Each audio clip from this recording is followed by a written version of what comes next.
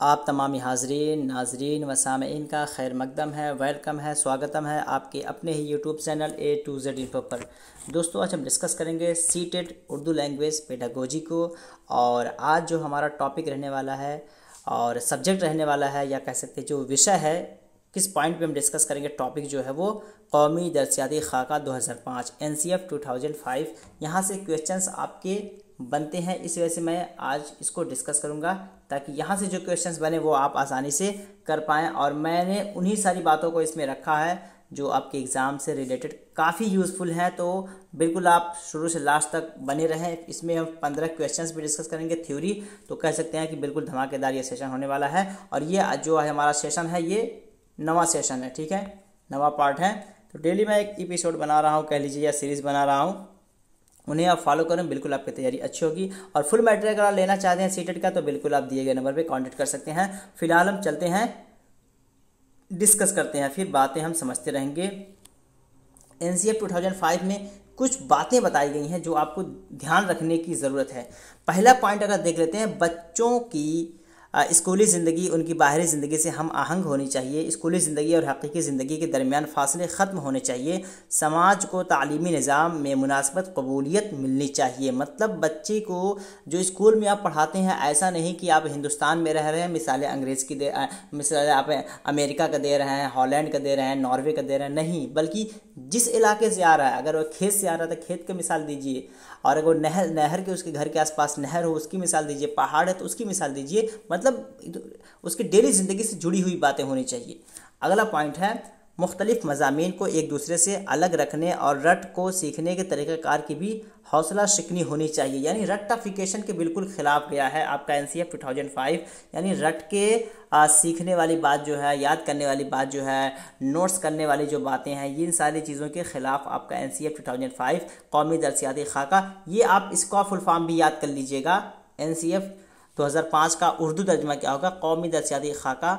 आप इसका तर्जमा रख लीजिए, ठीक है। और इंग्लिश में अगर इसको देखेंगे, नेशनल करिकुलम फ्रेमवर्क। आगे चलते हैं, अगला जो पॉइंट हमारा है वो है क्वेश्चन नहीं कह सकते इसको, पॉइंट है, ठीक है। वो क्या है?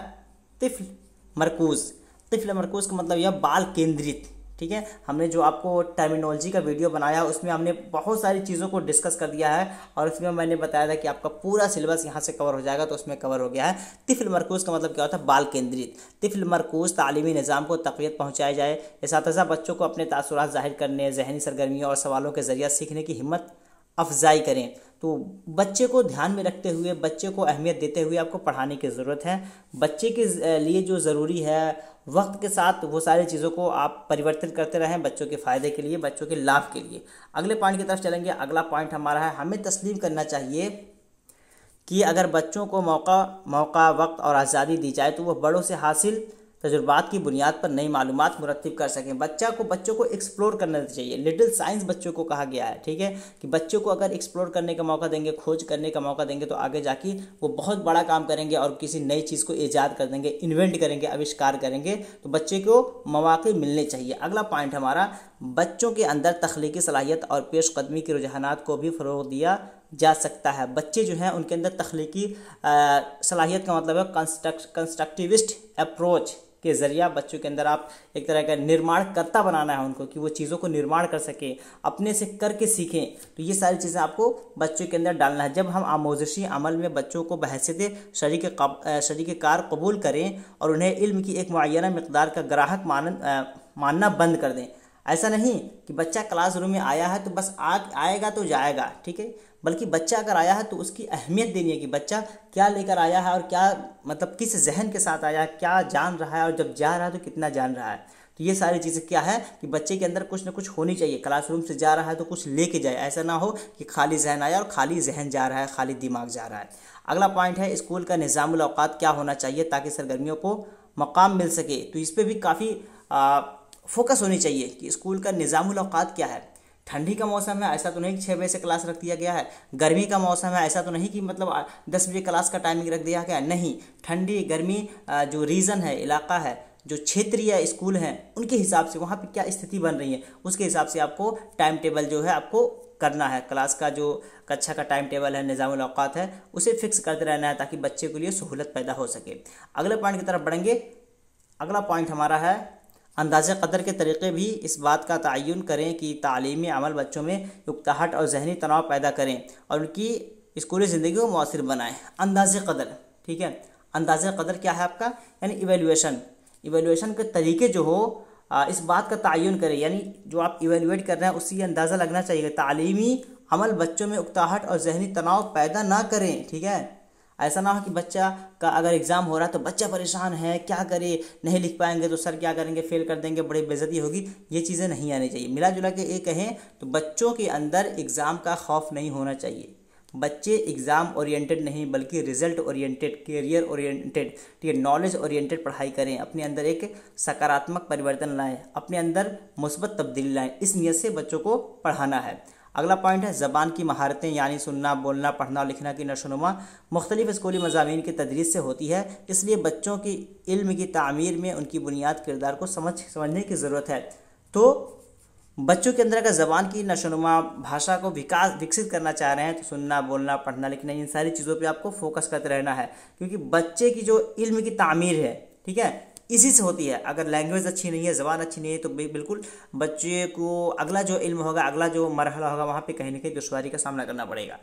अगले पॉइंट की तरफ चलेंगे। अगला पॉइंट है और इसके बाद हम फिर क्वेश्चन आंसर का सेशन करेंगे। सह-ए-लिसानी फार्मूला की बात की गई इसमें।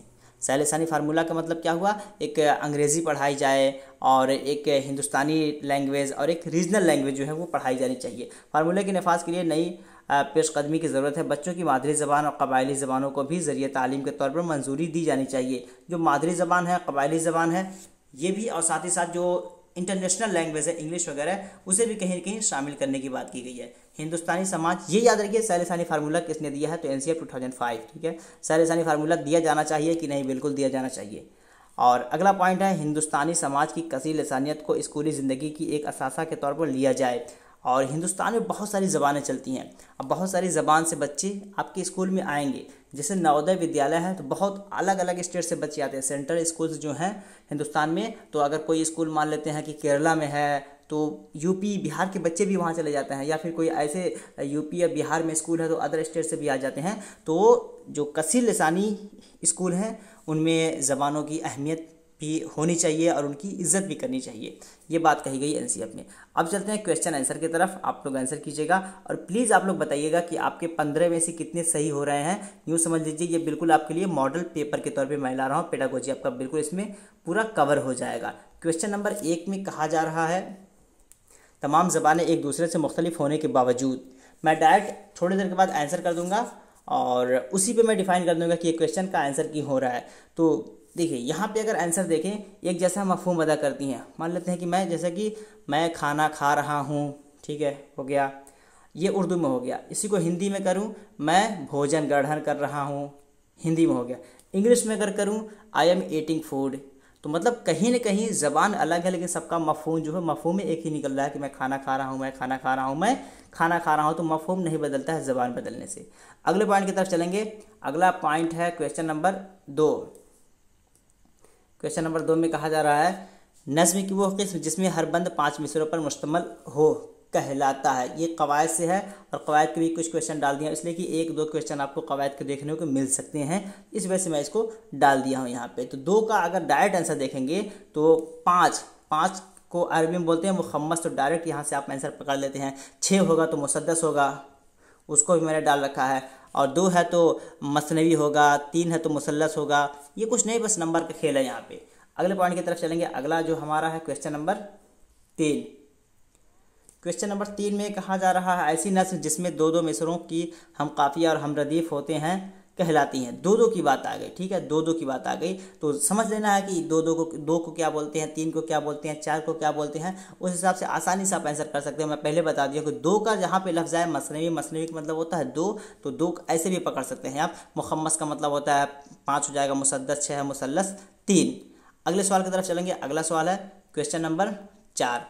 और अगर यहाँ तक आप वीडियो देख लिए हैं इसका मतलब कि आपको अच्छा लग रहा है तो प्लीज़ सब्सक्राइब कर ही लीजिए, ताकि अगला वीडियो जब बनाऊँ उसका भी नोटिफिकेशन आपको मिले और अपनी तैयारी आप अच्छी कर सके उर्दू की स्पेशली। और अगर अदर लैंग्वेज का भी ला रहा हूँ मैं, हिंदी का या पेडागोजी का, तो उसका भी इन्फॉर्मेशन आपको मेरे ही चैनल पे मिल जाएगा। और दूसरे लोगों को भी रिकमेंड कर दीजिए प्लीज़, ताकि वो लोग भी इस वीडियो से फ़ायदा उठा सके। काफ़ी मेहनत करके ये वीडियो मैं बना रहा हूँ, और टाइप करना पड़ता है, उसका आंसर देखना पड़ता है, फिर आपको पढ़ाना पड़ता है, तो मेहनत होती है। तो आपको क्या काम है, सिर्फ आपको दूसरों तक शेयर कर देना है। 4 नंबर देखते हैं, ज़बान में तगय्युरात का रोनुमा होना। ज़बान में अगर तगय्युरात, रोनुमा, तगय्युर का मतलब क्या होता है, परिवर्तन होना, या फिर कह सकते हैं कि वेरिएशन आना। तो क्या होगा यहाँ पे क्वेश्चन नंबर 4 का सही जवाब। तो अगर देखेंगे ज़बान का तगय्युरात, ज़बान में जो तगय्युरात होते हैं उसका मतलब क्या है, फितरी है, ठीक है, नेचुरल है। अगर ज़बान के अंदर बदलाव आ रहा है, हर किसी के ज़बान बोलने का अंदाज़ अलग होता है, तो ये फितरी चीज़ है। हम अंग्रेज़ी बोलेंगे कुछ और तरीके से, अमेरिका के लोग अंग्रेज़ी बोलेंगे किसी और तरीके से, हम उर्दू बोलेंगे उसका अंदाज़ अलग होगा, पाकिस्तान के लोग उर्दू बोलेंगे उसका अंदाज़ अलग होगा। तो फितरी चीज़ है। नेक्स्ट क्वेश्चन की तरफ चलेंगे, क्वेश्चन नंबर 5। क्वेश्चन नंबर 5 में कहा जा रहा है, नज़्म की वो किस्म जिसमें हर बंद में 6, अभी 3 का आया, 5 का आया, फिर 6 का आ गया, वही मैं पहले बोल दिया हूँ, इसमें कुछ नहीं है। इस पर बहुत सारे वीडियोस, उर्दू कवायद के बहुत सारे वीडियोस मैं बना दिया हूँ। आप प्ले लिस्ट में जा करके उन वीडियो को देखिए। उर्दू की बिल्कुल तैयारी आपकी फ्री ऑफ कॉस्ट यहाँ से हो जाएगी। वीडियोस आप देख लेंगे तो कहीं भी नहीं जाने की ज़रूरत है। तो 5 का आंसर अगर आप देखेंगे तो बिल्कुल 6 की बात की गई है। 6 का मतलब होता है मुसद्दस, अरबी में इसको बोलते हैं। तो आपका सी बिल्कुल सही जवाब हो जाएगा। अगले सवाल की तरफ बढ़ेंगे। अगला सवाल है, हम्द के लुग़वी माना है। हम्द के लुग़वी माना क्या है? हम्द और नात। हम्द के माने भी अगर कहा जाए और नात के माने, दोनों के माने करीब करीब सेम है, लेकिन वो स्पेसिफिक हो जाता है। ठीक है, अब यहाँ पे पूछा जा रहा है हम्द के लुग़वी माना क्या है। एक वहदानियत है, तारीफ़ है, इजहार है और ख्याल। तो यहाँ पे हम्द के लुग़वी माना देखें तो यहाँ पे सिर्फ तारीफ़ रखें तो बेहतर है। ठीक है, तारीफ़। और हम्द में किसकी तारीफ़ की जाती है? अल्लाह की। और नात के माने भी तारीफ़, नात में किसकी तारीफ़ की जाती है? रसूलुल्लाह सल्लल्लाहु तआला अलैहि वसल्लम की। ठीक है, दोनों के माने तारीफ़ नहीं है, लेकिन हम्द अगर मुतलक पूछ रहा है तो तारीफ़ है। हम्द में किसकी तारीफ़ की जाती है? तो अल्लाह ताला की। अगले सवाल की तरफ चलेंगे, क्वेश्चन नंबर 7 की तरफ। क्वेश्चन नंबर 7 में कहा जा रहा है, ऐसी नज़्म जिसमें किसी बादशाह, वज़ीर या शख्सियत की तारीफ़ की गई हो कहलाती है। किसी अजीम, किसी ग्रेट पर्सनालिटी, किसी महान व्यक्ति की प्रशंसा, तारीफ़ की गई हो तो उसे क्या नाम देंगे? रुबाई, कसीदा, मरसिया या गज़ल। तो 7 ये भी कहीं न कहीं उर्दू लिटरेचर का हिस्सा इसे मान सकते हैं। उर्दू जो सनाए बदाए बलागत है उसके हिस्से से ये क्वेश्चन आपका बन जा रहा है। तो यहाँ पे बिल्कुल कसीदा जो होता है ना, बोलते नहीं गरीब भाई ये तो आपका कसीदा पढ़ने लगा, वो आपका मुरीद हो गया, सारी तारीफ़ें आपकी कर रहा है, आपके लिए इतना पुल बांध रहा है तमहीद का कि मत पूछिए। तो वो कसीदा है, तारीफ़ करना, किसी का पुल बांधना, एकदम से तमहीद में तमहीद लगा के रखना। तो अगले सवाल की तरफ चलेंगे। अगला सवाल है क्वेश्चन नंबर 8। क्वेश्चन नंबर 8 में कहा जा रहा है, इस्तिक़राई तरीक़े में पहले, यानी एक होता है इंडक्टिव, एक होता है डिडक्टिव। इस्तिक़राई मतलब इंडक्टिव, अधिक आगमन निगमन। ठीक है, तो यहाँ पे इस्तिक़राई तरीके में पहले क्या आएगा, और जो इस्तिक़राई है उसी का उल्टा इस्तिख़राजी होगा। तो यहाँ पे अगर 8 का डायरेक्ट आंसर हम देखें तो मिसाल दी जाती है, यानी example to rule, example to rule. और इसी का उल्टा अगर देखेंगे तो आपका हो जाएगा रूल टू एग्जाम्पल। तो ये पहले आपका हो जाएगा इस्तिक़राई में मिसाल दी जाती है पहले। तो ऑप्शन बी आपका यहाँ पे बिल्कुल सही हो जाएगा। अगले सवाल की तरफ बढ़ेंगे। अगला सवाल है क्वेश्चन नंबर 9। तदरीस क्या है? बताइए, तदरीस का उद्देश्य क्या है, मकसद क्या है, तदरीस क्या है, ये बताना है। तलबा को मालूमात बहम पहुँचाना। तदरीस का मतलब है कि बच्चों के अंदर सिर्फ नॉलेज ठूस देना, या तलबा को मशवरा देना, या तलबा को मुस्तकबिल की ज़िंदगी से डराना, या तजुर्बाकार अराकीन का तलबा को ज़िंदगी से मुताबिकत पैदा करने के लिए रहनुमाई करना।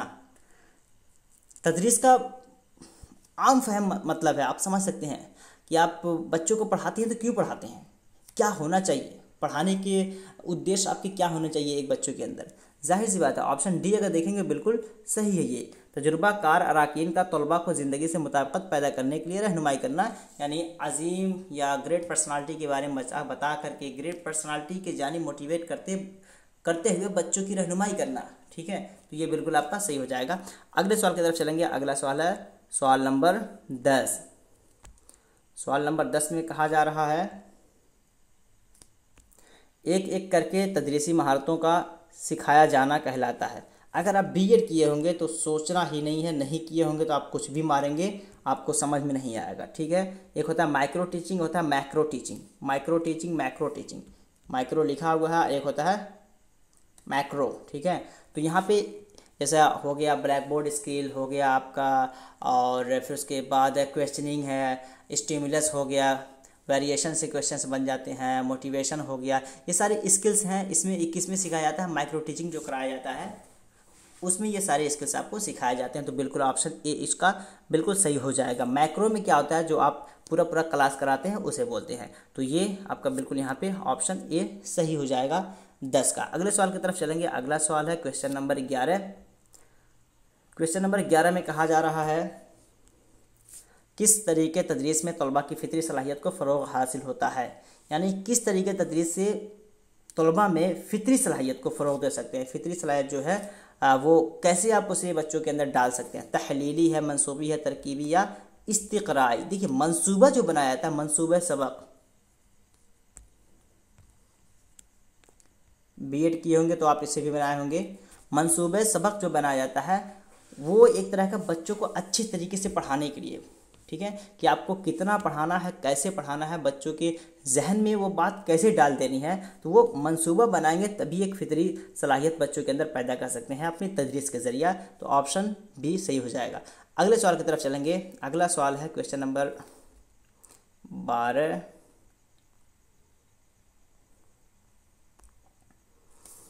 क्वेश्चन नंबर 12 में कहा जा रहा है, सवालात बनाते वक्त मौल्लिम को किस बात को मद्देनज़र रखना चाहिए। क्या जहन में होनी चाहिए अगर आप कोई सवाल बना रहे हैं। जवाबात को पहले से रटवा लेना चाहिए। लग रहा है आपको, ये आंख बंद करके काट दीजिए। सवालात में ही जवाबात भी हों, कुछ हद तक चलते हैं। सवाल की ज़बान मुख्तसर और वाज़ेह हो, सवाल की ज़बान मुश्किल और इबारत लंबी हो, ये भी गलत है। तो बी और सी में आप थोड़ा सा कन्फ्यूज़ होंगे कि क्या हो सकता है। तो बी और सी में अगर हम देखें तो सवाल की ज़बान मुख्तसर और वाज़ेह होनी चाहिए। ठीक है, यानी बच्चा ये ना पूछे कि सर इसमें क्या पूछ रहा है।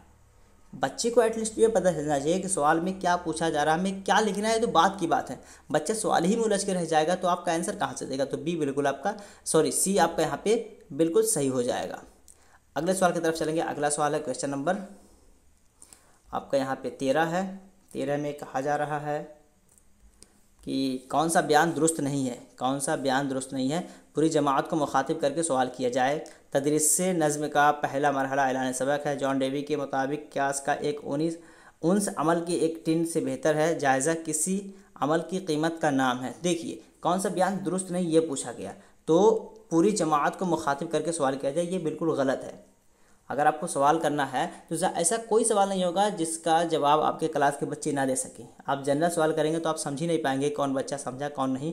इसी वजह से किसी एक स्पेसिफिक बच्चों से आप सवाल करें ताकि पता चले कि वो बच्चा समझा कि नहीं। तो इसी वजह से पूरी जमात को मुखातिब करके सवाल किया जाए, ये गलत है और यही आपका सही है, इसलिए कि पूछा कौन सा गलत है। तो ऑप्शन ए बिल्कुल सही हो जाएगा।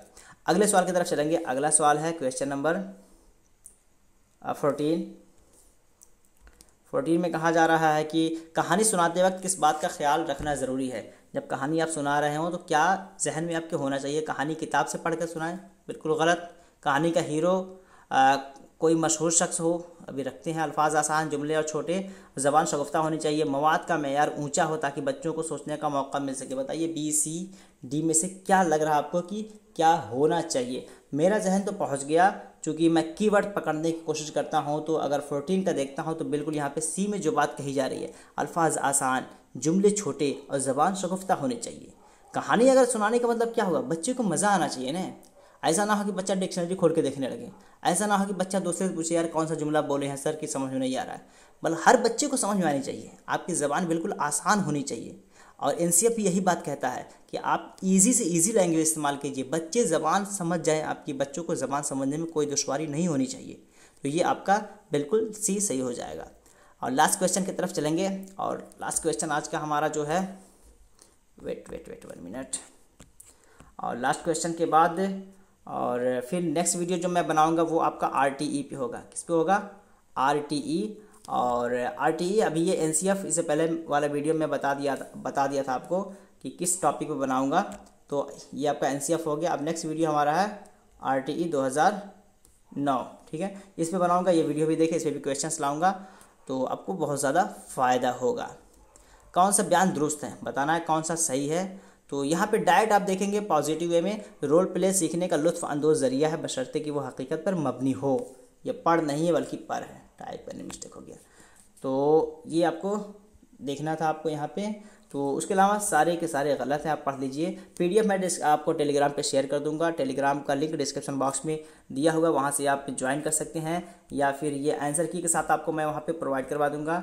और यहाँ पे ये आप ले सकते हैं गाइड, ठीक है। ये गाइड में, इस गाइड में आपको सारी चीज़ें मिल जाएंगी जो सीटेट उर्दू लैंग्वेज से रिलेटेड है। पेपर 1 हो, 2 हो, लैंग्वेज 1 हो, लैंग्वेज 2 हो, सब कुछ इसमें कवर किया गया है। और ये आप बिल्कुल ईजी, बहुत ही मुख्तसर प्राइस इसका रखा गया है। ये आप लेके अपनी तैयारी आप अच्छी कर सकते हैं। तो बिल्कुल आप कांटेक्ट कर सकते हैं। ये कुछ मेरे बारे में बेसिक डिटेल है और ये आंसर है, मैं आपको इसको भेज दूंगा टेलीग्राम पे, वहाँ से आप लोग एक्सेस कर लीजिएगा, या फिर डायरेक्टली आप देख सकते हैं। ये टेलीग्राम का लिंक है, अगर आपको नहीं मिल रहा है तो आप इसको टाइप करके भी ज्वाइन कर सकते हैं और फिर वहाँ पे आपको मिलेगा। और जो लोग ले चुके हैं मेंबरशिप, उन्हें तो पीडीएफ मैं दे ही दूंगा, आप लोग भी ले लीजिए, ताकि आप लोग भी जो वीडियो मैं बनाऊँ, पीडीएफ बनाऊँ, वो भी आपको आसानी से मिलता रहेगा आपके व्हाट्सएप पे। तो चलिए फिर मिलते हैं नेक्स्ट वीडियो में, तब तक के लिए हैव अ नाइस डे। एक बार फिर वीडियो अच्छा लगा हो, आपको कुछ लग रहा है कि हाँ इसमें मेहनत की गई है, तो वीडियो को ज़रूर सब्सक्राइब करें, सिर्फ देख कर न जाएँ, और दोस्तों को भी शेयर करें, अपने ग्रुप में शेयर कर दीजिए जहाँ के भी सीटेट की तैयारी हो रही है, ताकि वो लोग भी इस वीडियो से फ़ायदा उठा सके। तो चलिए फिर मिलते हैं नेक्स्ट वीडियो में, अल्लाह हाफिज़।